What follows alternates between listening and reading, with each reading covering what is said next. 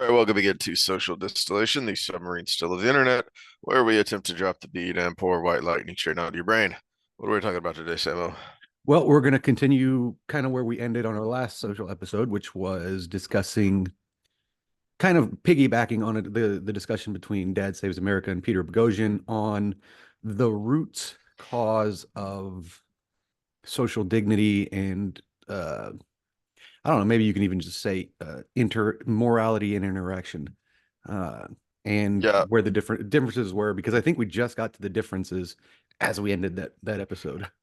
and which is the reason I wanted to keep going, but also because I think this is the key kind of, if you will, miss of the discussion is that um I understood where Boghossian was coming from, and I obviously understood where David is, I think is his name, Yeah, yeah, the yeah. podcast host, where he was coming from, more, because that's my tribe, if you will. Um, but where I think they were both kind of missing a critical point is so Boghossian was trying to kind of hammer down this idea that you could create a a system like we live in now, just the generic idea of Western liberal democracy, that you could create it with a secular model. And I think they were kind of talking past each other. And the point I really wanted uh, David to make was, okay, but how do you keep it? Because I agree with, at least as a thought exercise, Boghossian is, yeah, you could. That would be a snapshot, though. How do you keep it? Because I think the bigger problem, if you will, for the secularist is, how do you keep human nature from being human nature? I think I have an answer for that. And I think our founding fathers thought about that and created a system for that we've shifted away from. I think one of the problems with the keeping the secular society is we're so far above Dunbar's number that we have trouble with the tit for tat model because you're not interacting with 300 and 29.9999% of the population, right? Well, this is Million why I people. have been ranting repeatedly since we've been doing this, that where I think the idea of a unity party or the no labels people, where I think they've missed the boat and could have done something with all of these people who have been dissatisfied with both parties' candidates for the last several elections, is revive the Federalist Party. Of the one of the reasons, to your point, one of the reasons the system used to work is that all politics was local used to be a saying. It's Mhm. not anymore. Everything is a federal It's not issue. even starting in your family anymore. Yeah, exactly. So Dunbar's number, for anyone who doesn't know, explain Only that. man alive that has a number named after him, and he's still living.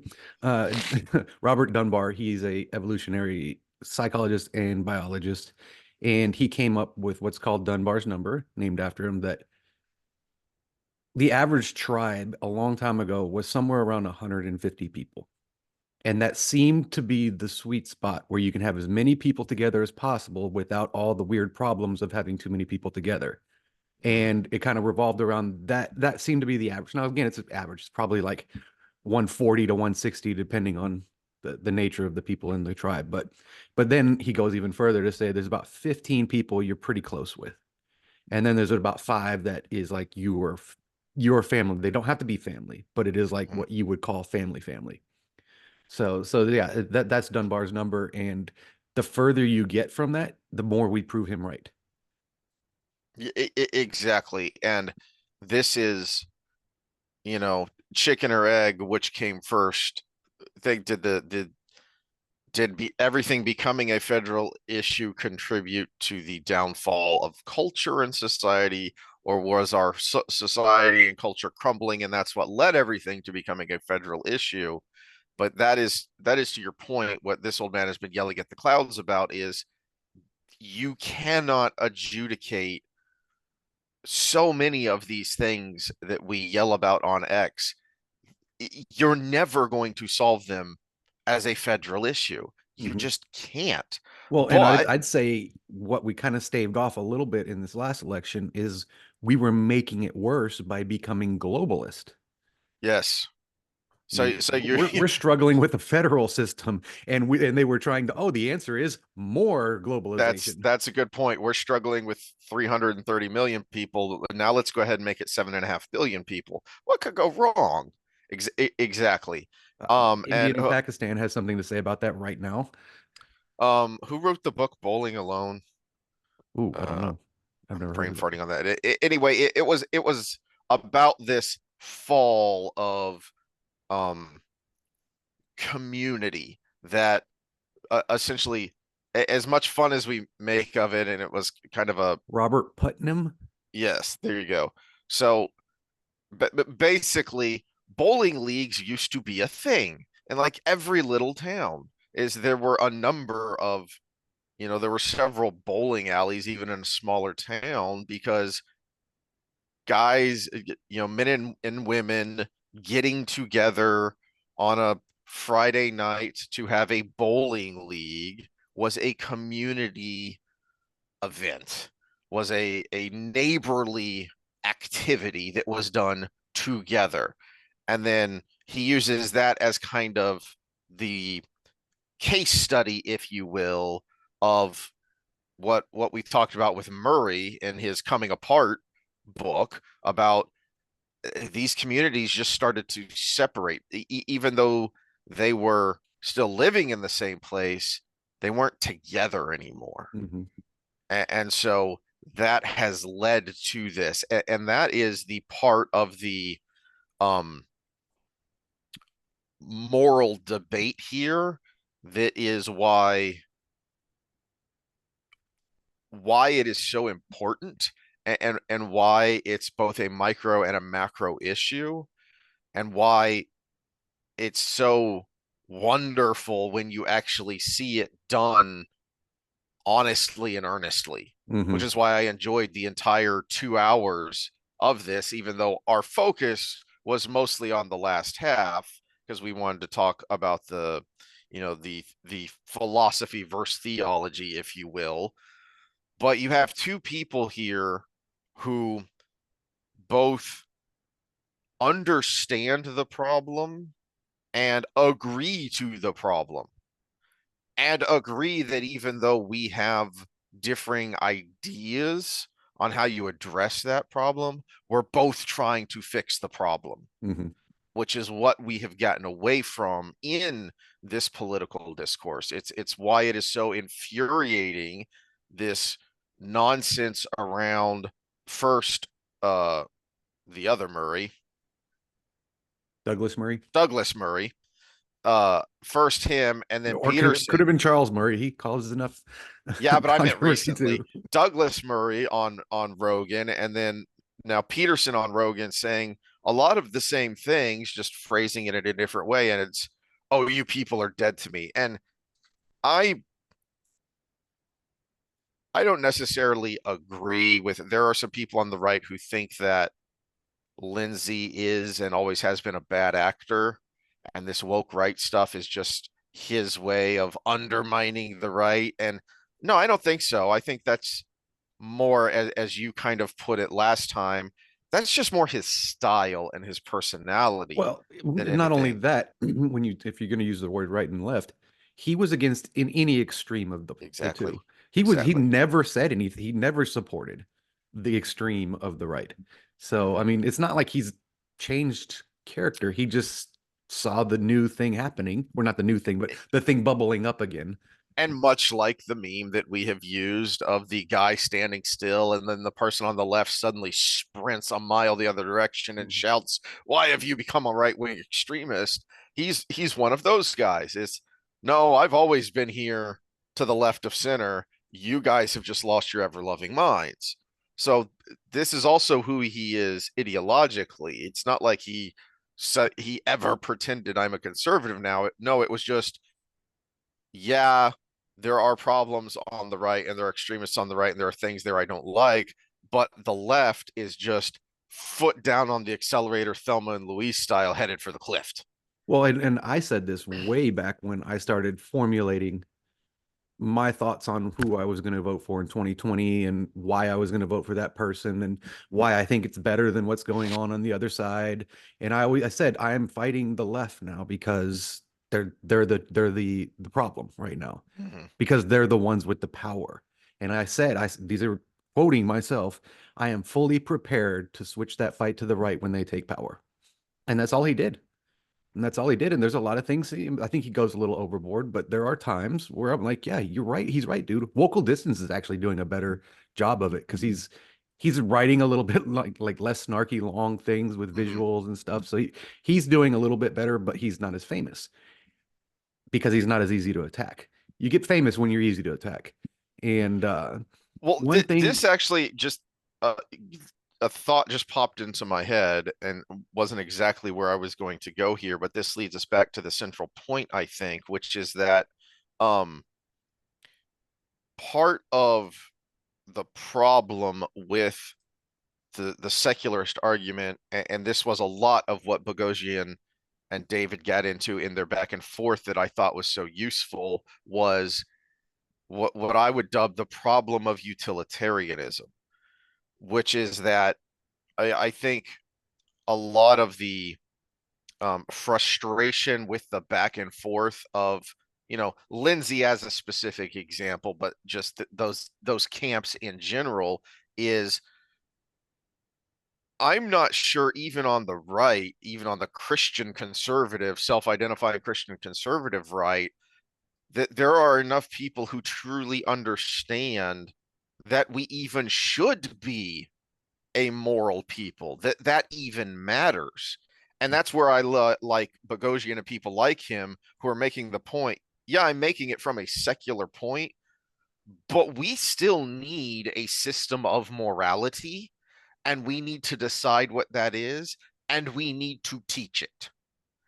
And I think one of the great failings of this debate is, and why I think people like Thomas Sowell and his mentor Milton Friedman were so influential when it came to turning the economic argument away from the collectivist idea, is they made the moral case for free market economics. mhm. And I think what is being lost here in this debate is, hold on, what is our moral code? Well, and that's Do where I we would have say, one? Do we even think we should have one? well, I think we should because there are better socially acceptable behaviors than there are, uh, Mm-hmm. and there are also more malicious social behaviors. So there are some that act as glue, and there are some that act as a repellent, and we need to parse those out.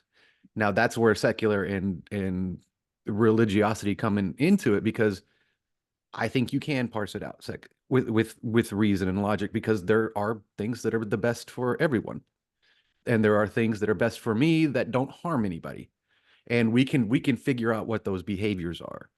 Versus, yeah, that's really good for me, or even good for my family, but it hurts everybody else. And so that's now I think it gets a little more complicated when you start thinking of things like welfare because that's best for everyone, but it's not best for me. So it's kind of that's where it gets a little more complicated. But from how we enter social interaction, that starting with dignity, like they were talking about, that is moral and it can be secularly reasonable at the same time, because it is the best strategy for a glue versus a repellent. Now protect yourself. That's fine. Be wary of how bad people can be bad. But I think personally, my strategy in life is what Sapolsky calls forgiving tit for tat, where it's not straight up tit for tat. It's lead in with good. And if you get good back, okay, good again. If you get good back, good again. If you get bad, there might be a signal error. So go ahead and give good again. And then if it's bad again, then you're done. or you decide how Gee, many bads. it's almost like we have, old sayings and parables for a reason, like fool me once, you know, it, Shame on me. Shame on me. Or I for, yeah. almost pulled a W there. Fool me now, but yes, we have these received wisdom from past generations of experience, and we have them for a reason. hmm And this is where I have been critical from the right to the right for this reason is we've used the term American exceptionalism for decades, and it's been a while since we've defined and really taught what that means. We're not exceptional because we're awesome. We're awesome because we're exceptional. Well, in Robert Wright's The Evolution of God, he lays out the map of going from hunter-gatherer tribes to then nomadic, which was the next step, to then agrarian societies. And that's when you kind of see the evolution of, oh, there's just spirits everywhere, is what is the metaphysic, to a pantheon, to multiple deities, to a unigod. And it's when not only we became agrarian, but we integrated into city and rural and all of that. And that unigod came in because that was the, wow, there's too many people here and too many people can get away with stuff. The more people around, the more the psychopaths can thrive. Because if I do you bad and you figure it out, I can just go down the street and do bad because there's so many people. I mean, we talked about 150. That's my block. That's not. There's probably more than 150 people on my block, right? Mm-hmm. So if I do somebody bad, it's going to take a while to get around, and I could just move, and I could just move. And so it was an evolution of, oh, it's not just these multiple gods that are kind of shitty to each other too, but oh, there's one and he's watching you. There's one and he's watching you. And that's where the kind of the religious benefit to good behavior is you develop a system where you feel like you can't get away with it. Well, see, I think it's more fundamental than that, is not just because you brought up the behavior, which is the effect of the cause, because now we're back to the central argument between Boghossian and David, which is human dignity. We Mm-hmm. both agree that it exists. We both agree that it's important. We both agree that it needs to be protected. But essentially, the impasse was right.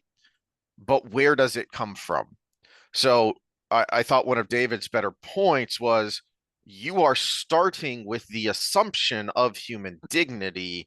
I'm saying you can't get there in the first place if you don't have a creator God that is above everyone and everything else, that says objectively, no, there is right and wrong, and you must follow right.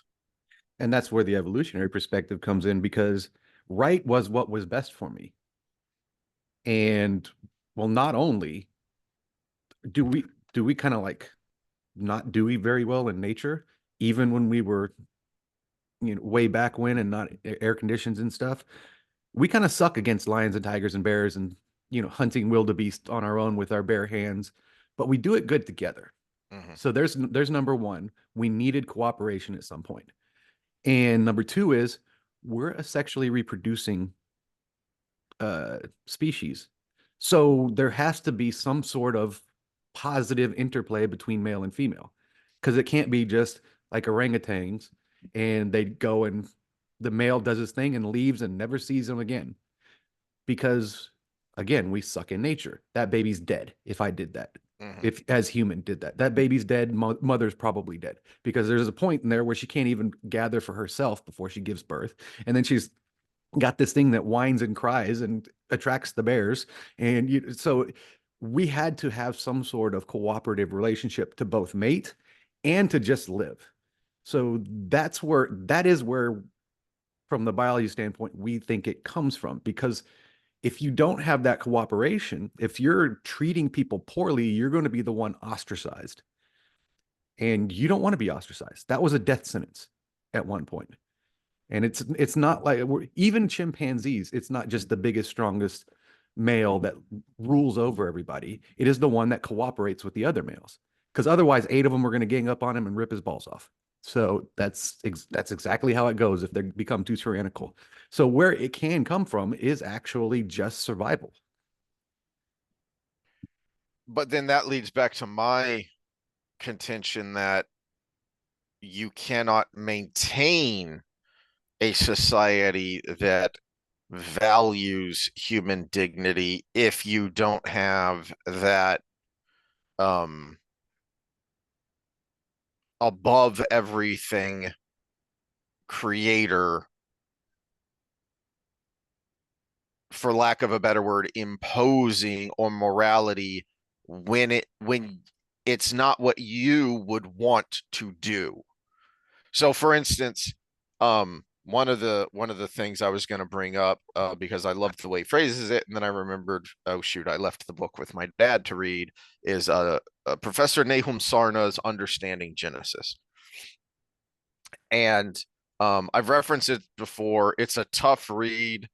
Um, Ideals, I think you would like it from the comments you've made, but it's a small book. It's a small paperback, and you think, oh, this will be a quick read, except it was written by a professor, and he wrote it like it was a textbook for his grad classes, and he just assumes you know all the undergraduate material.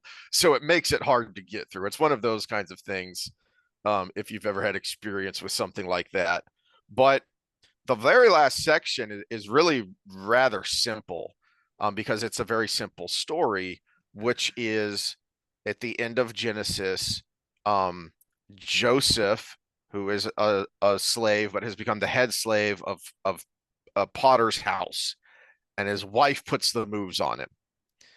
And Joseph says, no, that would be a sin against my God, not against my master, my owner, my friend, to cheat on, to have an affair, to have an adulterous affair with his wife. But Sarna points out that he wrote this in the 60s, I believe. At the time, the archaeological evidence, the historical written evidence that we had of the Near East of the time this story was being written and told, adultery was a crime against the husband. So this is the point Sarna is making, is that what made the Torah so radical is that no, there is an objective right or wrong, regardless of what society says, regardless of what the law says, regardless of what the cultural mores of that area say. There is an objective line. Adultery is wrong. And if you look at the laws that we have that have survived, it was wrong because essentially you robbed the husband because the wife is his property. And Sarna makes the point that this is why this passage is so radical, because no, and Dennis Prager, um, they just, I don't know when they recorded this. It would have been had before he hurt himself, but Trigonometry a month or so ago uploaded an interview with him, and they asked him what he gets asked a lot, because um he has studied history deeply, and he is an Orthodox Jew, and he talks about that a lot. And so they asked him, why the Jews? Why throughout history, across all of these different geographical areas and political systems, why have they so been consistently targeted for oppression and repression? And Prager's answer every time I've heard him asked this question is always the same: because the Jews gave the world an objective moral code that said it doesn't matter who you are, if you do wrong, it's wrong. And one of the greatest examples of that is the greatest Jewish hero, King David, who was called a man after God's own heart in the Bible. And there's a reason that the lineage, the genealogy of Jesus in the opening of Matthew, one of the reasons it's there is to trace him through Mary back to David, because it was prophesied that the Messiah would come from David. David is someone who committed one of the most heinous crimes in recorded history, but it wasn't a crime anywhere else. He's the king is up on his rooftop. He sees a hottie down in the bath getting naked and says, "Oh, I want me some of that. Send her to me." And they do because he's the king. She gets pregnant. Ah, well, crap. Got to do something about that. So he summons the husband back, who's in his army, and says, "Thank you for your report. Go home to your wife." But because the husband is a good and honorable man, he refuses to go home and he sleeps outside because his men are still encamped and at war. Well, crap. I thought I was going to weasel my way out of this situation. I can't. So he sends the husband back with a letter to the general that says, "Put this man in the front and assault the walls so that he will be killed." And he is. A prophet, I don't remember which one, Nathaniel maybe, comes to David and basically tells him a parable about a rich man who stole another man's prize lamb, and it was the only thing this poor man had. And David is outraged. Who is this man? He will suffer the king's justice. It's you, bro. And God has deemed that you are going to be punished for your sin. The reason that story is so important is, one, for the Christian, is no one can sin so egregiously that they cannot find repentance, because that's a big effing deal what David does, but he is still honored through history and through his line to the Messiah. But the other reason it's so important is because in the eyes of the rest of the world, David did nothing wrong. He's the king. He can do whatever the hell he wants. That's where I feel the secular fails in practice, is you need that element of I don't care if you're the king. Wrong is wrong. But that just goes back to where I say it evolved to begin with, because the behaviors themselves predate the idea.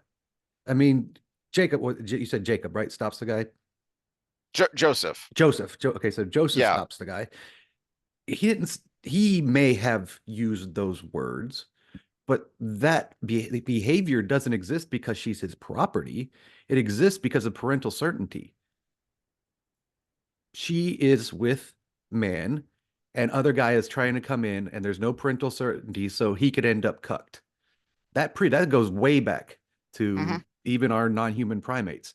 One of the coalitions they do is they don't go all out hunting together, because No, some of them stick around and protect the but females from. that was Sarna's point essentially, is that so the reason the laws about adultery exist is to that point, is hold on, parental certainty, and also depending on, you know, how you frame it, wives are kind of sort of property depending on where you are in the world, and also parental certainty. So the point Sarna was making is that, yeah, laws about adultery existed, but they existed to protect the man, to protect the husband and his interests. Yeah, but The story of you're just Joseph is taking the about same behavior and attaching right or something wrong. else to it.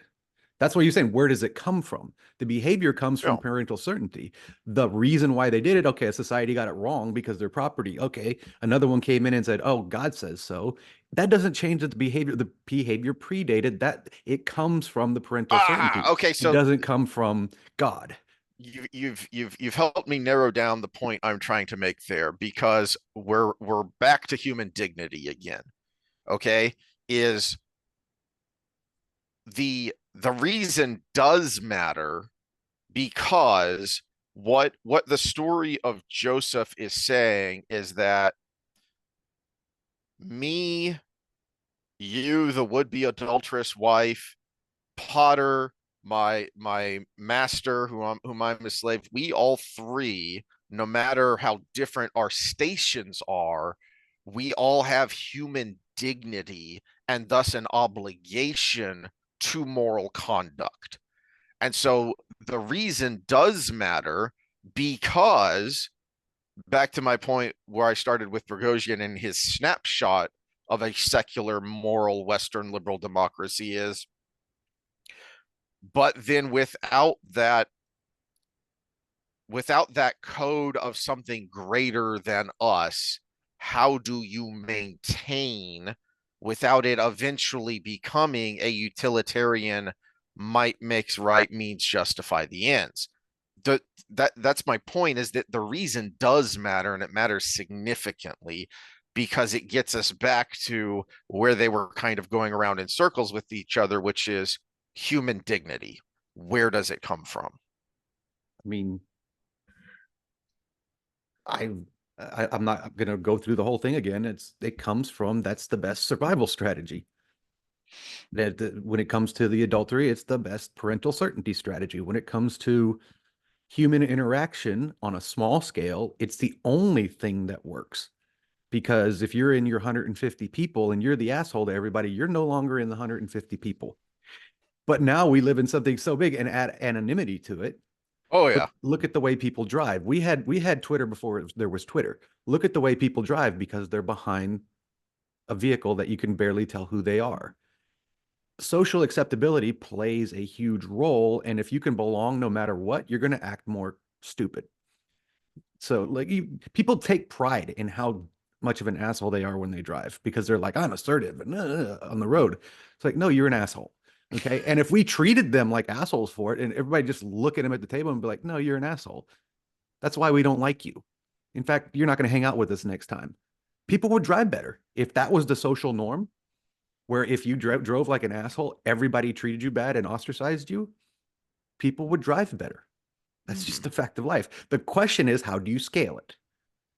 Because I could scale it around the family table, I could scale it in a friend group, but how do you scale it to 330 million people? And yes, religion is one answer because it has worked in the past. Can you scale it secularly? That's the debate. That's where, I mean, and Boghossian was talking it out, right? Mm-hmm. We don't have an answer for that because we've never been this big. Every society has used a religion at some point. China, for example, the king was God, right? Yeah, that is, just as an aside, because I think it's important. It's come up a few times. It's the people we listen to. The reason, a big reason we listen to them is because they're not afraid to think out loud. Mm-hmm. And so, oh my gosh, can you believe what that person said?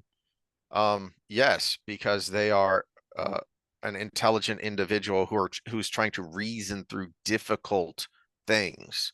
Okay, you know, Peterson, when they kind of made fun of him a little bit for the way he squints and twists his head and pauses, and but it was an endearing making fun of because they were both loving that he does that.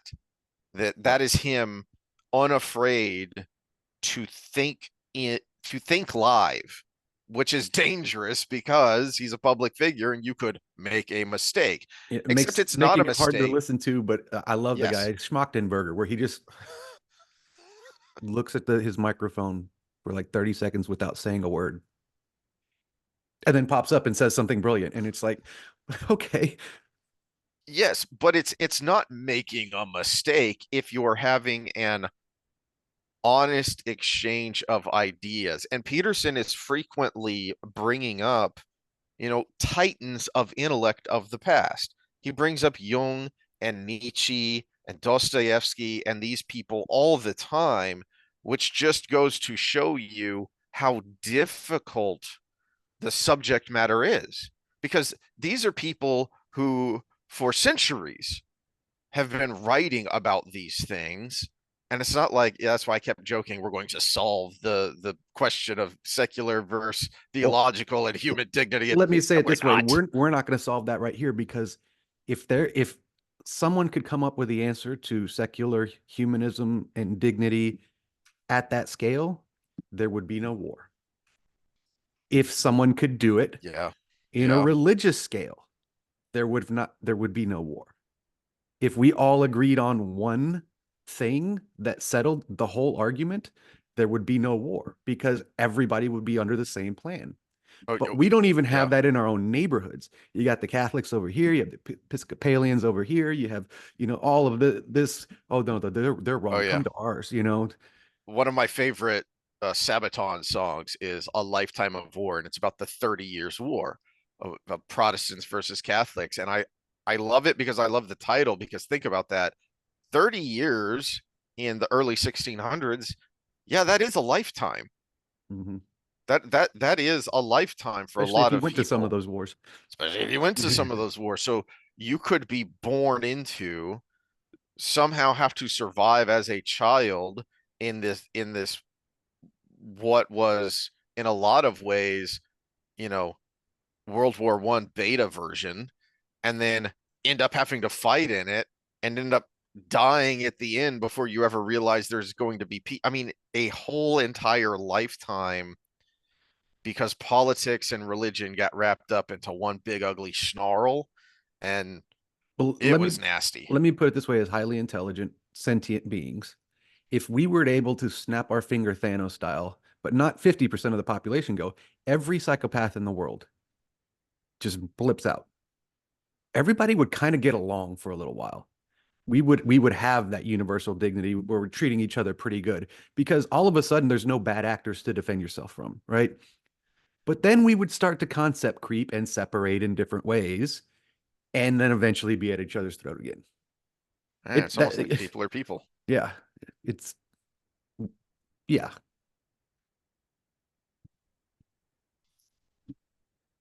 Sorry for the hiccup. We had to take a quick break.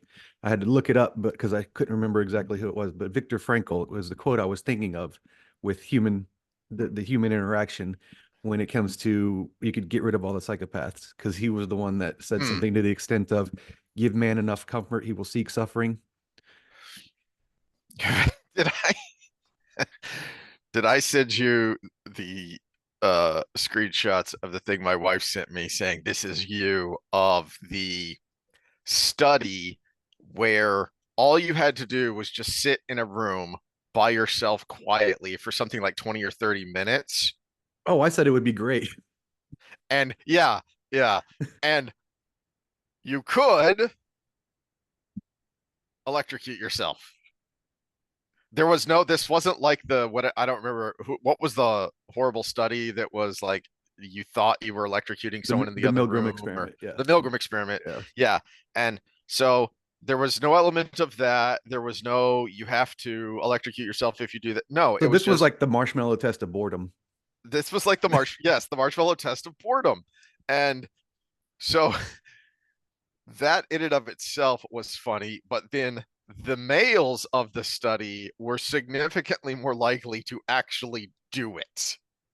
And there was one outlier of a guy who electrocuted himself over 100 times. And my wife sent that to me and said, "This is you, isn't it?" It's like, I can't, due to confidentiality agreements, I cannot confirm whether or not that was me in that study. But yeah, Yeah, we do some weird things when I mean that's why solitary works so well, right? Because we would rather be shocked than be alone.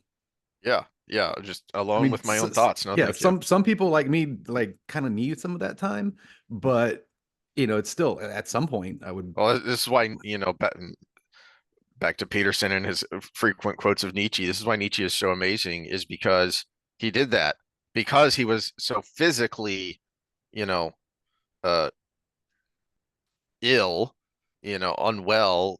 And so there were long stretches where all he could do was sit or lie quietly and think. Mhm.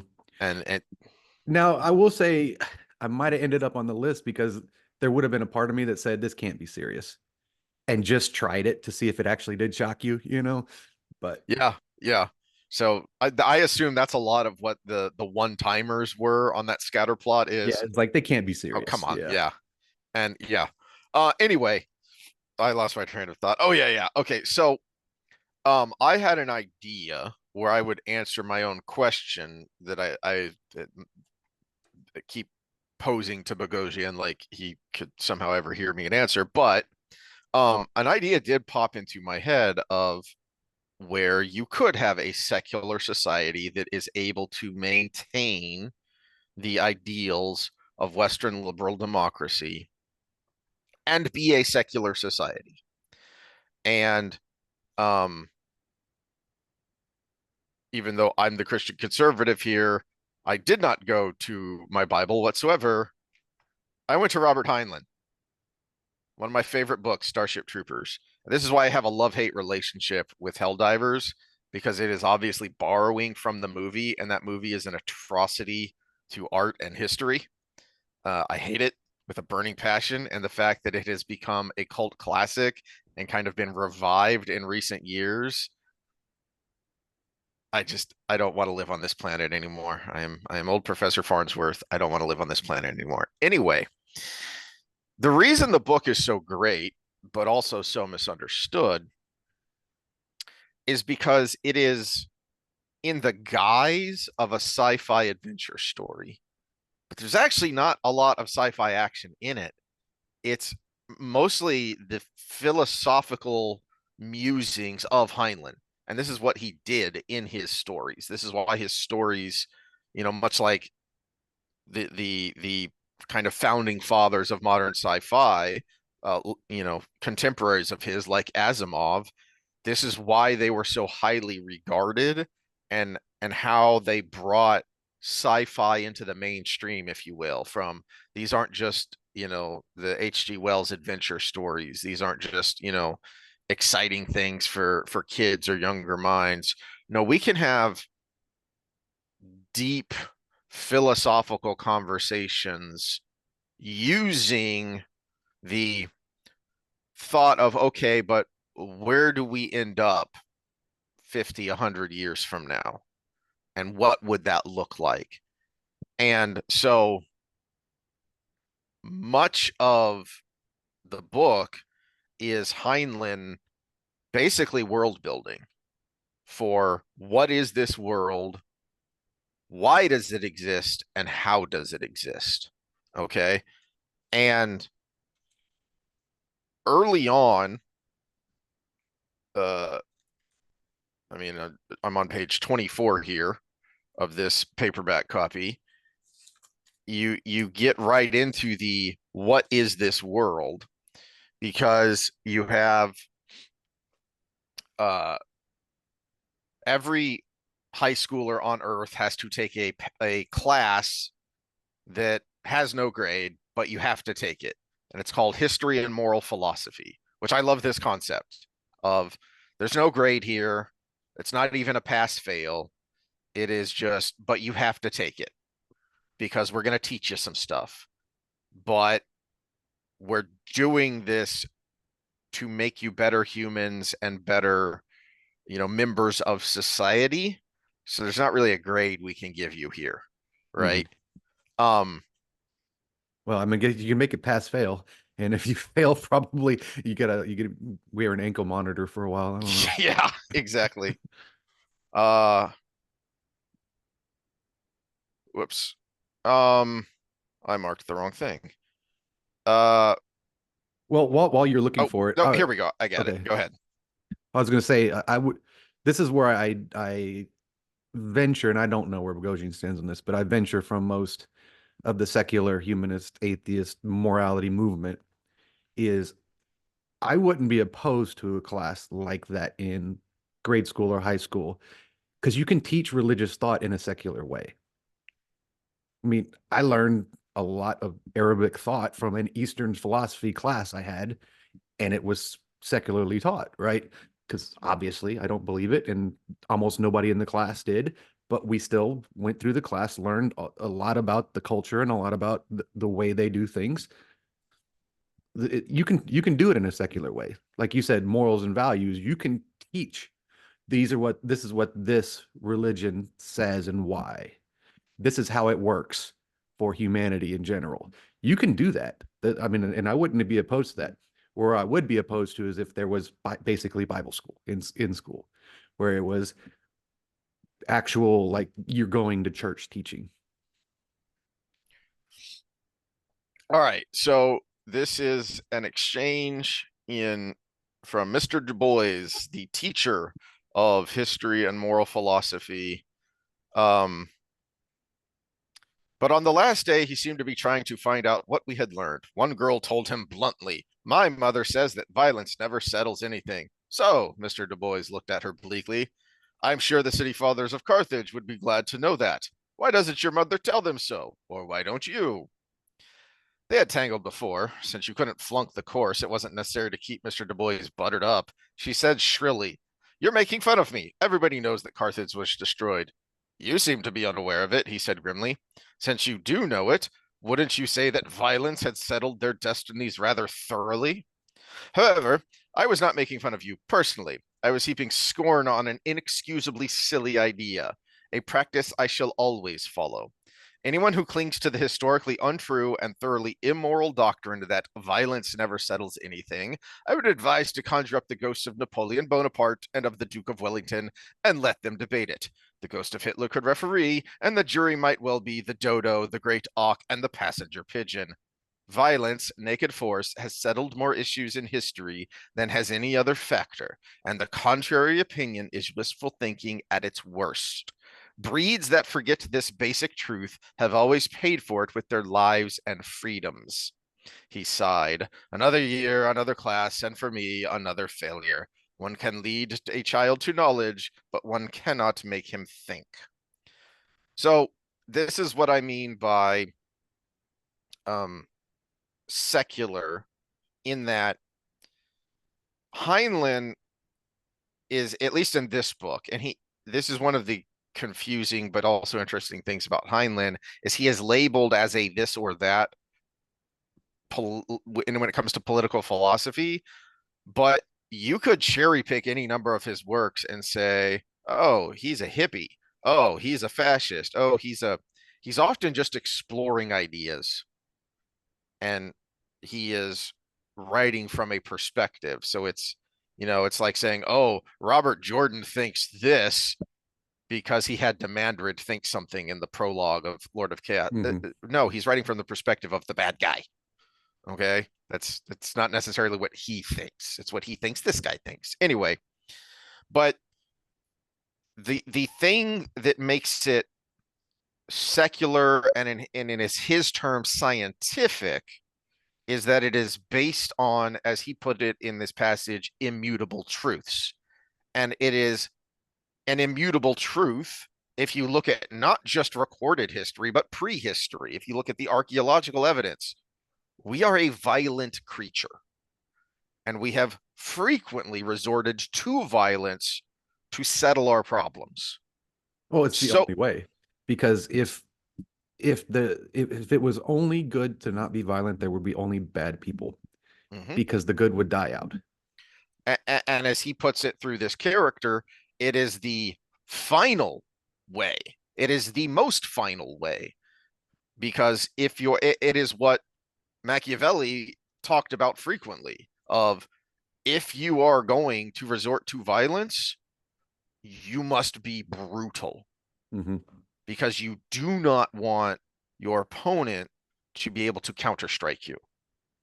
It's one of the reasons that he got in trouble with the church, is because they thought he went too far with that. But his whole point was, how does the prince keep power? And violence was a big part of that, because we are a violent people. That is just a truth.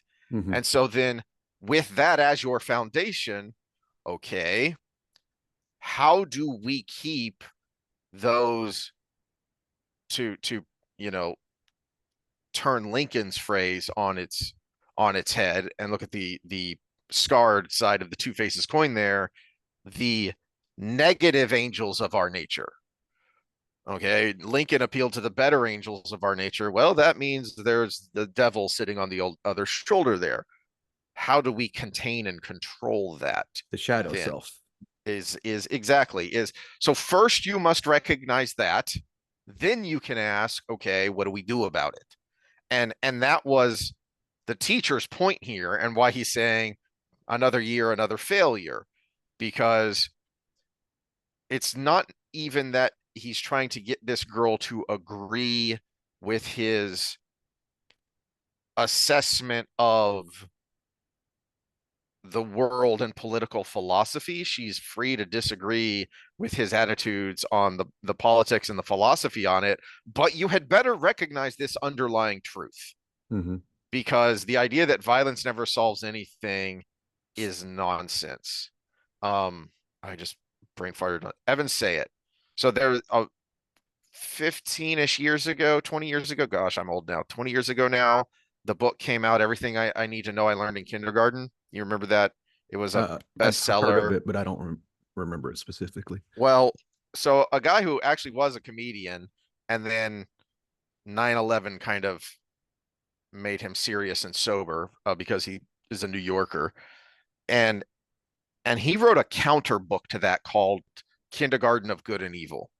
And one of the tenets in Everything I Need to Know I Learned in Kindergarten is don't hit. Well, hold on a second. Yeah, don't hit is what you tell a kindergartner because they can't understand nuance. The front part of their brain is still smooth. Mm-hmm. Okay? So you tell them the basic thing they need to know and can grasp right now. But say its point was, if you continue those ideas past kindergarten, past adolescence into adulthood, you are intellectually, psychologically, emotionally retarded, because that is an absurd idea in the real world. Well, let me bring the ape example back in there. And I said the tyrannical male is usually not, or the tyrannical alpha is usually not the alpha alpha because the coalitional will win. But how do you get the tyrannical male out without violence?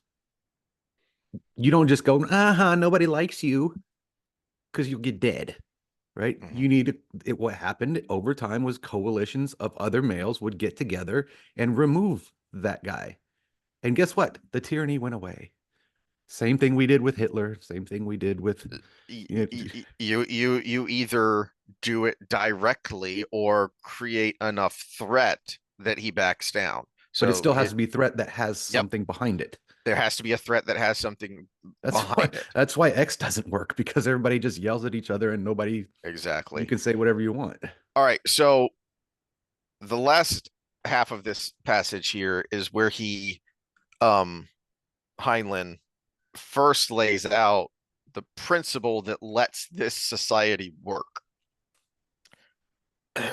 uh, Suddenly he pointed his stump at me. You, what is the moral difference, if any, between the soldier and the civilian? The difference, I answered carefully, lies in the field of civic virtue. A soldier accepts personal responsibility for the safety of the body politic of which he is a member, defending it if need be with his life. The civilian does not. The exact words of the book, he said scornfully, but do you understand it? Do you believe it? I don't know, sir. Of course you don't. I doubted any of you here would recognize civic virtue if it came up and barked in your face. So, where Heinlein gets accused of being a fascist in this, and he's promoting fascism, is militarism.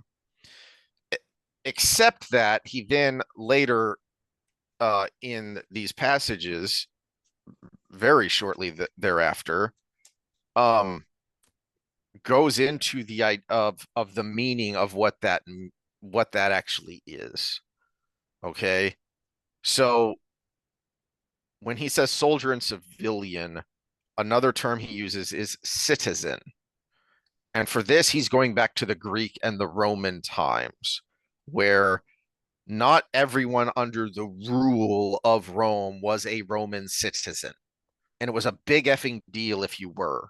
It's why in Acts, uh, Paul is about to be flogged or stoned or something. I don't remember which. and he says, "How dare you? I am a Roman citizen," and everyone freaks the heck out. Of, oh crap, we were about to flog a Roman citizen, and you're not, no, you don't do that. That's not allowed. No, no, he gets a trial. He has protections. He has blah blah blah blah. Not everyone had citizenship. Well, in Heinlein's world here of Starship Troopers, you only get the franchise, you only get the vote if you earn it through service. Why?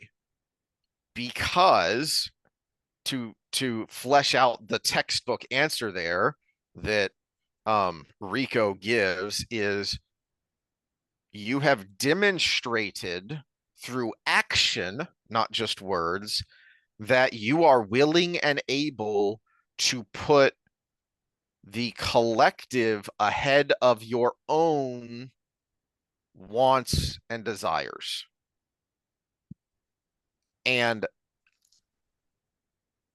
when he actually goes into the recruiting office and, because of a girl mostly, because that's how the 18-year-old brain works. And oh, who played the girl in that awful movie? I would too if it was Carmen Electra. No, not Carmen Electra. It was Denise Richards, right? Denise Richards. Yes. Yeah. Yeah. So Denise Richards plays the chick, and yeah, I'm here to enlist too. I was trying to enlist in a fictional army. Yep. Yeah.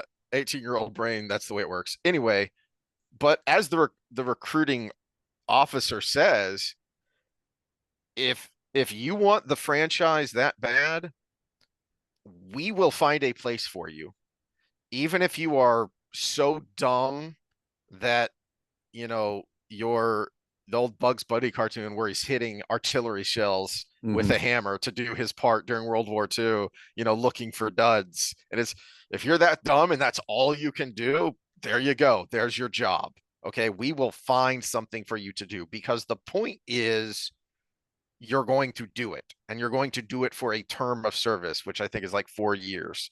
So you are putting your own life on pause for 4 years, even knowing that could mean physical harm or even death, to protect the rest of the body politic. Mm-hmm. And that is Heinlein's way of, and there is religion in this world still. He introduces you to a number of religious people. And in fact, right at the opening, when they're about to make their first drop, it's after the briefing, it's 15 minutes with the Padre. And Mm-hmm. it's anyone who wants goes to the chaplain, who in this world also drops with the troops, right? So he recognizes that it exists, that it is important, but it is not the cornerstone of what protects the society from itself, which is the point I was trying to get at of how do you maintain liberal democracy if you don't have some sort of foundation that recognizes, in Heinlein's words here, civic virtue. Mm-hmm. Well, we get our virtue from, as the founding fathers put it. I just pulled it up here so I could have the exact wording, because I think the exact wording is important. When in the course of human events it becomes necessary for one people to dissolve the political bands which have connected them with another, and to assume among the powers of the earth the separate and equal station to which the laws of nature and of nature's God entitled them, a decent respect of the opinions of mankind requires that they should declare the causes which impel them to the separation. We hold these truths to be self-evident, that all men are created equal, that they are endowed by their Creator with certain unalienable rights, that among these are life, liberty, and the pursuit of happiness, that to secure these rights, governments are instituted among men, deriving their just powers from the consent of the governed, which is an amusing thing to quote, because Heinlein actually kind of mocks that in this book Mm-hmm. a little bit. But what he's mocking isn't the idea.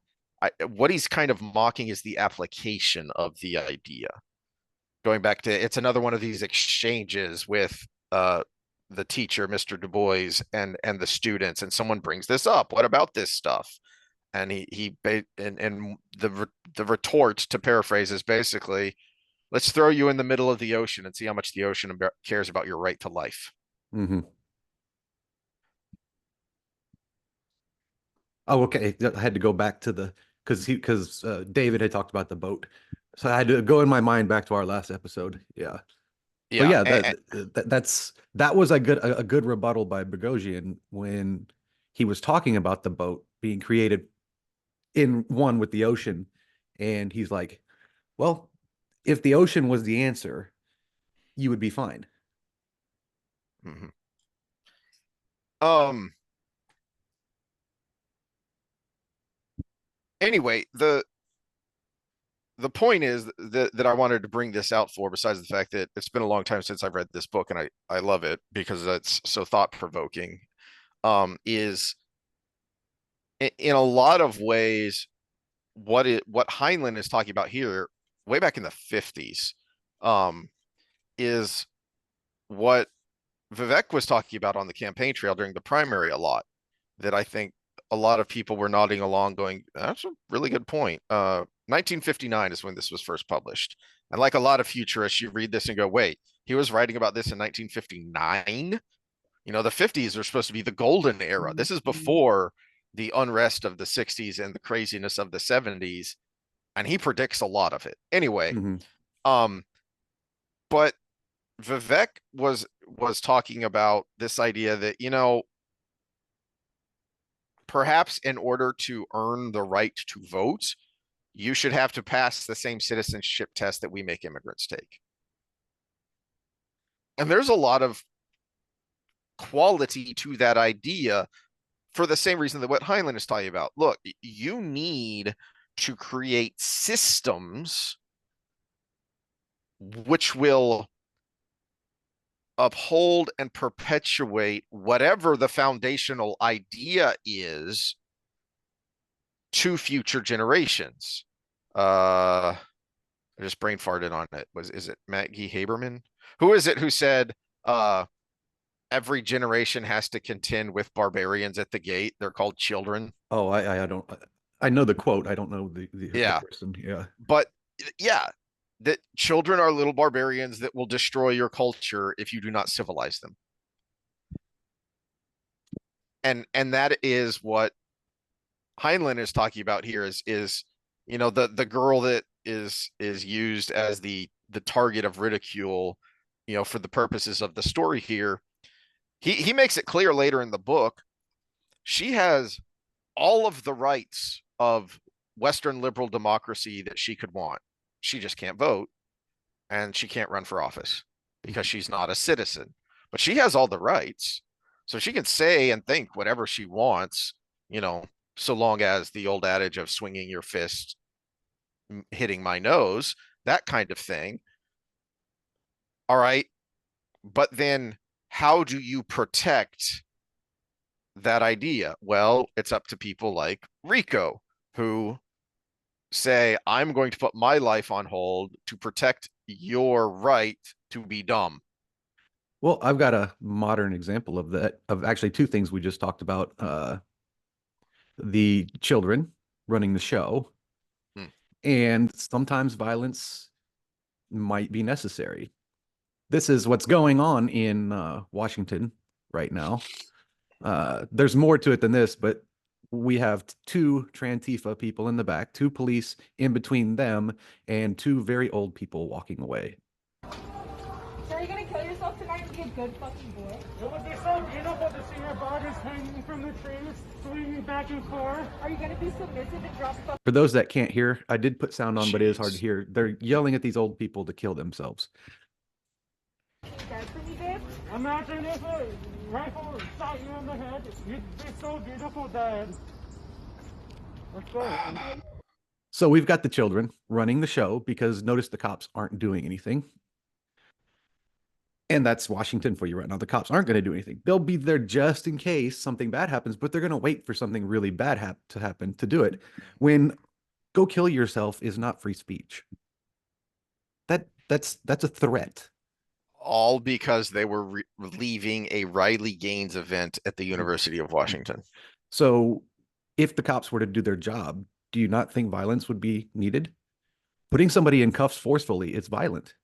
You're not trying to hurt them, you're not trying to kill them, but it is violent, especially if they Well, fight back. the really egregious one, because all right, that's you can make a borderline case that that isn't action. So where free speech stops being free speech is if it's a call to action. So there's a difference between are you going to, or even getting closer to the line, you should, versus we're gonna make sure it happens. Okay. But we also have harassment laws too. We also have harassment laws. So I don't know what they are in Washington, but still borderline. No, the one that's not borderline, I don't remember where this was, but I'm pretty sure it was a California university where Riley Gaines was held hostage. Yeah, There's no other way to that put was it. the A UC Berkeley. mob, Yeah. yeah, okay, yeah, UC Berkeley. A mob surrounded her. She was escorted into a classroom for her own safety, and the mob blocked the way out. And rather than calling in more police and arresting absolutely all of them and expelling absolutely all of them, they sat there and waited until the mob finally dispersed enough that they could get her out. That It's kidnapping. that is kidnapping and extortion, because eventually when they were negotiating with the mob, it came down to, well, you should pay us reparations. Everyone here should get like $10 for our time, or what? Okay, well, now we're going to add extortion, and this has become a RICO case because you are an organized mob. Well, But they didn't. they finally busted into the building and got everybody out in Washington right now, and 30 of them were arrested. One of them being a public defender. Yeah, Yikes. So that is back to Heinlein's point. You're wearing the uniform, but you aren't demonstrating that you are going to put the rights of the individual above your own, because you're more concerned about your own safety. mm-hmm. It's Okay, so this it's is the freaking Uvalde cops that were arresting parents who were trying to go in because the cops weren't doing anything. this is where it gets this actually that you just illustrated something here. This is where it gets nuanced and complicated. Civic duty would increase results of because anytime you sacrifice for something, you are going to care about it more and do more for its benefit. But who is going to stop the authority from using it improperly, and using it being the fact that you must do this or you're going to be a second class citizen, and you're going to have enough people that question that authority that you're going to end up with a whole class of second class citizens because they did not trust the authorities to do the right thing with their body. And that's where it goes wrong. That's where it goes wrong every time. And that is where Heinlein's idea, and I'll transition into where I think he still has a problem, is that you can have, and you do have, all sorts of different degrees of political and philosophical knowledge within the military, um, or public service people in general, but the connecting thread is that they all put the country, the state, the municipality ahead of themselves, or at least that's the way it's supposed to be. But to your point, and this is where I think Heinlein's quasi utopia that he has developed here the fine line there is incentive versus coercion. Yes. But then, all right, what happens if, and this goes back to what Bogosian was saying at the very beginning of that discussion, is he is now in the burn it all down camp because the institutions that are supposed to be the guardrails that protect society have now become completely corrupt. Mm-hmm. So much so that they aren't just ineffective, they are actively helping the downfall of society. And that's where I think Heinlein runs into a problem with this idea is, okay, it's all well and good to say these people have demonstrated that they will put the collective good ahead of their personal good, so that when they will take their vote more seriously. If they run for office, they will take that office more seriously, and it won't be about enriching themselves. It will be about what is best for Mm-hmm. the national polity, even if I disagree with what they think the best policy is. At least we're all focused on the same goal, right? But to your point, what happens when the people wearing those uniforms become corrupt? And what is to keep them from becoming corrupt? And so this is way later on in the story. Rico goes to OCS, Officer Candidate School, where he has to take history and moral philosophy again, except this time there's a grade. And if you fail, then not only do you not get your commission, you have to go before a tribunal that says, what's wrong with you, son? And why can't you pass history and moral philosophy? And maybe we should just bounce you out of the military right now because you clearly don't belong here. And this is where I think his argument kind of falls apart, because much like Boghossian, he assumes human dignity without establishing why and how. So he, in this exchange, he lays out where this political system came from.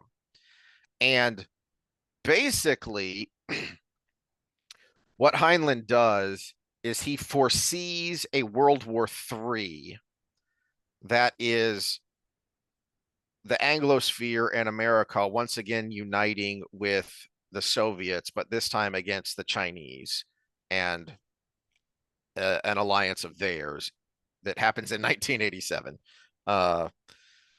Anyway, and this World War III causes a ton of chaos, but also leaves the veterans incredibly embittered because, and here he's drawing from real life from the Korean War. And if you want to go down a deep, dark rabbit hole, look up what happened in how the same thing happened in Vietnam and how Senators McCain and Kerry helped cover it up in order to reopen economic relations with Vietnam.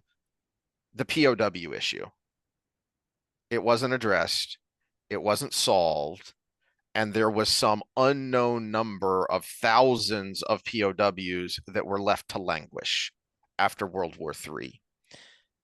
And this left a lot of veterans embittered at the existing political structure.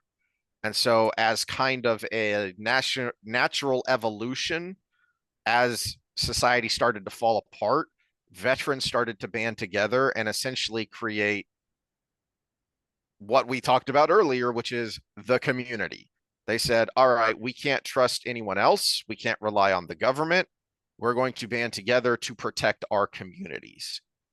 And that led to it becoming an official government system eventually. But here's where the problem is. So Rico gets into this back and forth with the instructor here, talking about this issue. Let's see.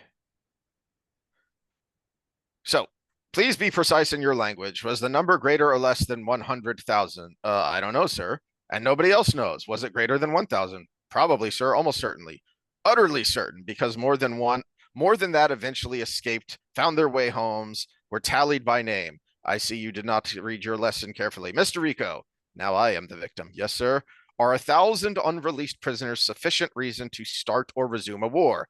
Bear in mind that millions of innocent people may die, almost certainly will die, if war is started or resumed. I didn't hesitate. Yes, sir. More than enough reason. More than enough. Very well. Is one prisoner unreleased by the enemy enough reason to start or resume a war? I hesitated. I knew the MI, mobile infantry, answer, But I didn't think that was the one he wanted, he said sharply. Come, come, mister. We have an upper limit of 1,000. I invited you to consider a lower limit of 1, but you can't pay a promissory note which reads somewhere between 1 and 1,000 pounds. And starting a war is much more serious than paying a trifle of money. Wouldn't it be criminal to endanger a country, 2 countries, in fact, to save 1 man, especially as he may not deserve it or may die in the meantime? Thousands of people get killed every day in accidents. So why hesitate over 1 man? Answer. Answer yes or answer no. You're holding up the class. He got my goat. I gave him the cap trooper's answer. Yes, sir. Yes, what? It doesn't matter whether it's 1,000 or just 1, sir. You fight. Aha, the number of prisoners is irrelevant. Good. Now prove your answer. I was stuck. I knew it was the right answer, but I didn't know why. He kept hounding me. Speak up, Mr. Rico. This is an exact science. You have made a mathematical statement. You must give proof. Someone may claim that you have asserted by analogy that 1 potato is worth the same price, no more, no less, as 1,000 potatoes. No. No, sir. Why not? Prove it. And here comes one of my favorite quotes from all of literature that I say all the time, and nobody knows where it came from. And this is why more people should read this book. Men are not potatoes. Good, good, Mr. Rico. I think we have strained your tired brain enough for one day. Bring to class tomorrow a written proof and symbolic logic of your answer to my original question. But he doesn't actually, Heinlein doesn't actually go into, all right, well, how did Rico prove this? But that is the essence of the problem. Men are not potatoes. You would not go to war because you were cheated from your grocer by 1 potato. You might go to, probably, some would say should go to war if your grocer held your child hostage, because men aren't potatoes. All right, but why? This gets back to the core of the problem, which is not just the problem here with this debate back and forth between Bogosian and David of what is human dignity, but more worryingly, especially when you look at that clip you just played of these Trantifa people that the good journalist Mr. No showed us, is there are plenty of people out there that don't even agree with the premise that human dignity exists and is valuable and must be protected. Because in the eyes of those people being the Trantifa, that elderly couple aren't human and thus are not deserving of dignity, because only the people in my tribe have human dignity.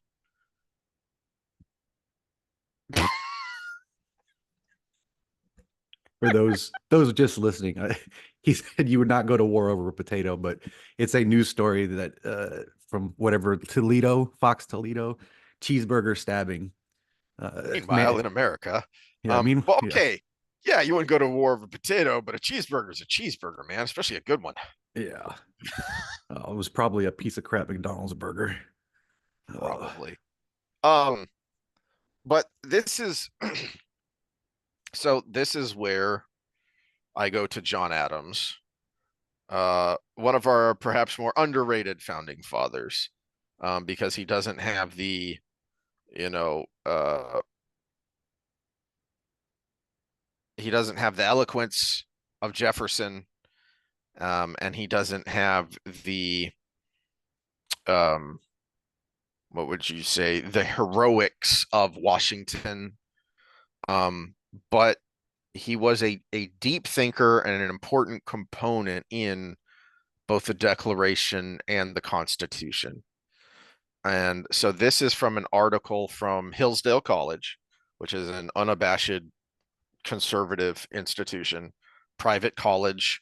They don't take any government money so that they can teach what they want. There's a lesson for you, Harvard. You don't want all your federal funding frozen. Just go totally private, and you have a hell of a lot more money than Hillsdale College does. So this is by someone named Brett Waite and was published in December of 23. On October 11th, 1798, John Adams wrote to the Massachusetts militia. And this is, a lot of people know this quote, but I think the context of the quote is especially important because who was the militia? The militia was the National Guard, the reserves. They were the ones responsible for, if the fecal matter hit the rotating blades, they were what Heinlein was hearkening back to in a lot of ways, which was that back in the old days, if you were a man, you were one of the Minutemen. Not in the way we refer to now disparagingly. No, as in the guys who in a minute could have their gun and their powder and be ready to fight if the community needed protecting. Okay? So he's writing to them about morality.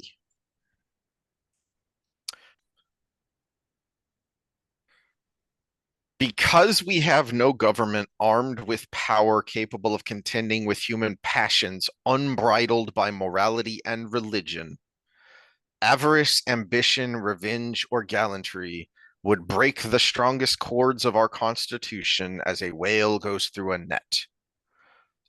This is the line that most people who know this quote know. Our Constitution was made only for a moral and religious people. It is wholly inadequate to the government of any other. End quote. Why? Well, let's see what some smarter people than me and actual experts think. So this is continuing on with the article here. But are we still a moral and religious people? In The Real American Founding, a Conversation, professors of politics, David Azerrad and Thomas West help us answer that question. In the fifth lecture of that course, titled Morality and Virtue, Professors Azerrad and West discuss the fact that government always legislates morality. But what that morality consists of depends on the beliefs of those who make the laws. The nature of the legislative power is to tell people what they can and cannot do, what is right and wrong. In the founders' understanding, they believed that government ought to support true morality and virtue. That is, morality and virtue grounded in the laws of nature and of nature's God, from which they derived man's natural rights and duties. The founders also believed that the laws of nature and nature's God, along with the natural rights and duties derived from them, were in accord with their Christian beliefs. Government, therefore, ought not to be hostile to Christianity, but rather support it with laws that are friendly to it and encourage its flourishing among the citizenry. For example, in Washington's farewell address, he advises that, quote, of all the dispositions and habits which lead to political prosperity, religion and morality are indispensable supports. In vain would that a man claim the tribute of patriotism, who should labor to subvert these great pillars of human happiness, these firmest props of the duties of men and citizens. The mere politician, equally with the pious man, ought to respect and to cherish them. A volume could not trace all their connections with private and public felicity.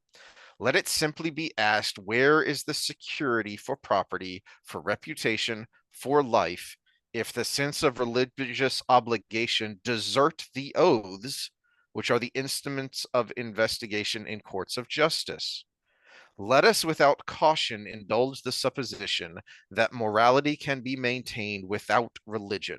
Whatever may be conceded to the influence of refined education on minds of peculiar structure, reason and experience both forbid us to expect that national morality can prevail in exclusion of religious principle. End quote.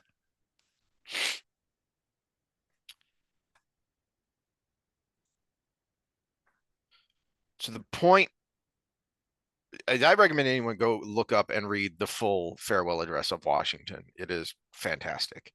And the point he's making there is something that I thought of in the first part of that discussion on Dad Saves America, um, when they were talking about political institutions and how they've become corrupted and how that is a failing of us as a culture.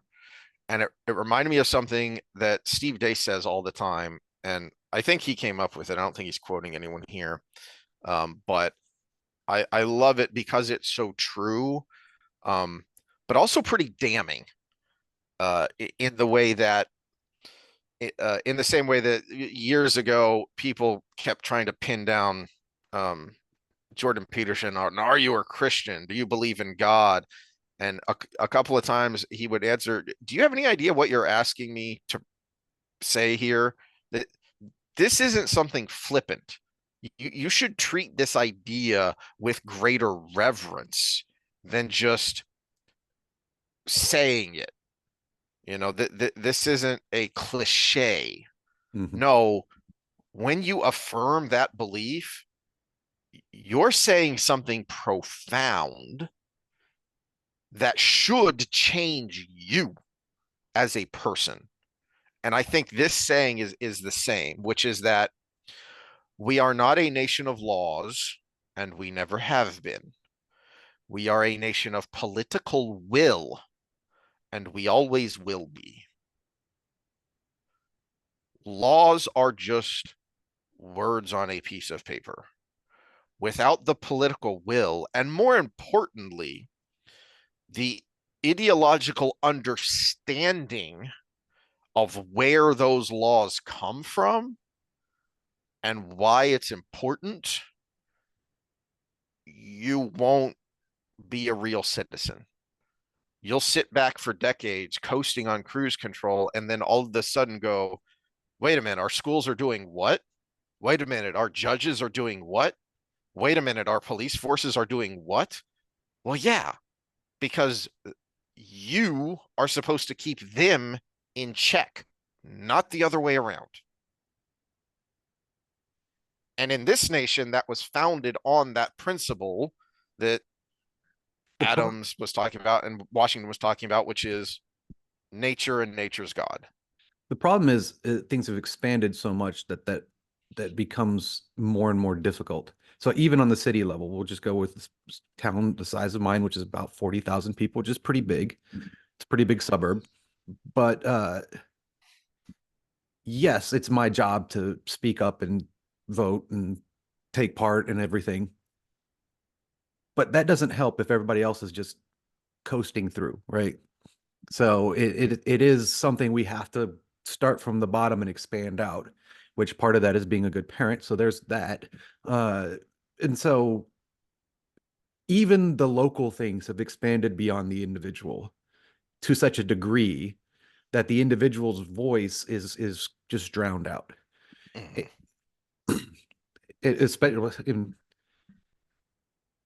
Especially when everything becomes a popularity contest too, because that's what local politics is here. Who lived here longer and who was the high school hero or the sweetheart or whatever is kind of this town's politic. And if you're an outsider that came in and is trying to benefit, trying to integrate into that, you can see where that goes wrong and everybody hates you because you speak up. So that's just this experience, but there are other ones. Like if you live inner city Houston, well, gosh darn it, you're dependent on those police, and if they do something wrong, you're either with them or against them, right? But you need them because inner city Houston is not very nice. Uh, no, I think if I'm going to go back to, because we're probably going a little long here, just like with our own bodies, human interaction has outgrown what we were developed for, but that is still where it came from. The problem is the more distant you get from the immediate ramifications of bad behavior and benefits of good behavior, the more you're going to just be selfish. And that's not even trying to act bad. It's just thinking about yourself and not trying to be good too, right? So you're just going to be, well, it's about me. And that's where we are. We're living in the processed food version of human interaction. I mean, it's true because the answer to the health problem is grow your own food and, hunt your own food and do that. But we can't, you know, uh, because we have HOAs, I can't have chickens, right? That kind of stuff. Because, and that's where I think we go wrong is it's not that we need a higher authority to keep us in line because we become numb to the ramifications of it. We also need organizing bodies to say, what do we do with currency? Because ever since we became agrarian and urban, you don't have a farm where you self-sustain anymore, or you're not part of a hunter-gatherer troop where you have a specific role and everybody divvies out the results, right? So like my job, right? If we ended up post-apocalypse and I wanted to make money, I can't do my job. I'm not going to walk around to a bunch of people trying to survive going, hey, you need a workout? I need some food. It's not going to work, right? So we were so far removed from how we evolve to be that some top-down authority is needed. The problem I have, whether it's secular or religious, is every time that happens in the history of human beings since that's been happening, whether it's Babylon, the Holy Roman Empire, Arabic nations now, the Chinese Sun Dynasty, Stalinistic Russia, Soviet Union, every time it's happened, it has been corrupted. And the rules, the laws, and the authority goes outside of what it is intended to do, which is just keep us together and help us integrate. And so that is the ultimate answer. I don't know how to do it, but to have just enough authority that we are incentivized not to just be selfish, at least incentivized not to be bad. And any more than that is when it becomes authoritarian, and then you have different problems. Because also you got to decide which laws to, that's why we have two parties. What are we voting for? We want this society or this society? Well, probably neither. Well, I didn't know how I was going to give my final thought, and now you've given it to me because you are correct in the in the assessment of theocracy and how, we talked about the 30 Years' War earlier. That was theology and politics intertwined. Um, Henry VIII leaving the Catholic Church because he wanted a divorce, and the king, the monarch, is technically the head of the Anglican Church. There is one place that has not happened, did not happen. So back to what I mentioned earlier about American exceptionalism. What does that mean? Well, here's a way America is exceptional, as in the exception to the rule. We were a Christian nation, but not a theocracy. So if you want to do your own homework or want to think this through, then I would suggest you start there and see how did that manage to happen? Mm-hmm. And then how did it become undone? And then how do we get back to it? Yeah, and it started a long time ago, but here's a great example of ridiculous overreach. And this actually might be why Trump is our president now. We used to leave the Amish alone. Right? I mean, do I not have a great point? We used to leave the Amish alone. And all of a sudden, all these regulatory agencies started hammering down on them because they were trying to be themselves and trying to live their lives without harming anybody.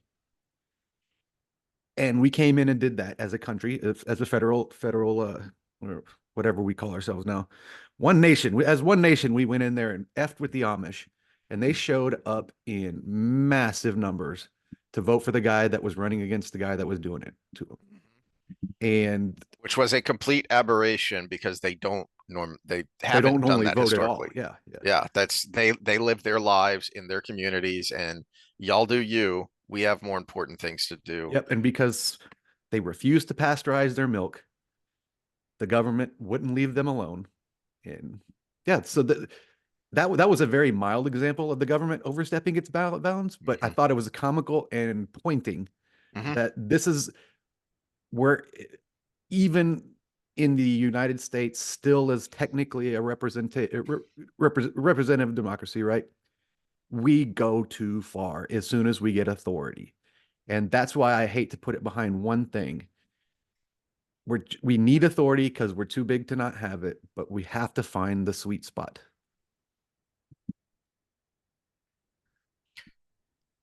Which is why, yeah, that was the Well, the other entire, question is there a sweet spot for 330 million people? well, and that was the entire debate of the Constitutional Convention of, I brought up the Federalist paper several weeks back of, if men were angels, no government would be needed. But we're not angels, so we need government. But we're not angels, so who's going to run the government?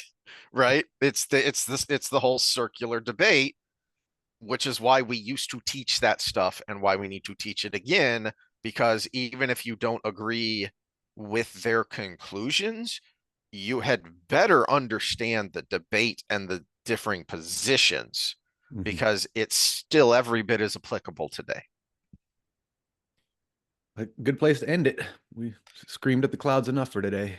All right, well then we will be back next time. Don't know when that'll be because it's Mother's Day weekend, so we may have Mhm. stuff going on, and we will get back to doing a bit of overthinking on Wheel of Time before we transition to something else, because we've got a few more characters we want to go in depth on, and why they're good and why they matter. Or in the case of, you wanted to talk about Rand's babes, and so that might be a bit of where they didn't matter and kind of fell flat a little bit, Yeah. because we aren't wild about two out of the three. And as Meatloaf said, one out of three ain't bad. No, wait, that's not what the song, how the song goes. So we will be overthinking Wheel of Time for a few more weeks, and then we will transition to something else. All right. We'll see you next time.